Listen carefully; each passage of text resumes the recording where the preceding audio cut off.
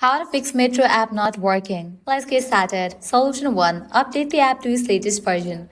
For that, launch your Play Store or App Store. Now at the very top, you're gonna see the search box. Over there, type in the app name Metro and then search for it. With that, app will appear. After app appears, at the right corner of it, you're gonna see the option of Open or Update. If you find the option of Update over here, just click on it and update the app to its latest version. Then you can check whether your problem has been solved or not. Solution 2. Clear cache for the app. With that, launch your settings. Scroll down, here towards the option of General, navigate to the option of iPhone Storage. Now over here you're going to find different apps that are installed in a device. Find the app Metro. After you find it, open it. Then click on Offload app. Click on Offload app. Offloading app clears cache for the app. Now click on Reinstall app. Once completion of reinstallation process, you can check whether your problem has been solved or not.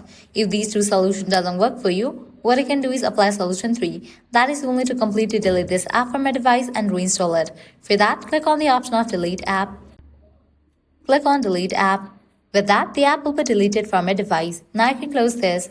Launch your App Store or Play Store, search for the app Metro. After app appears, install it.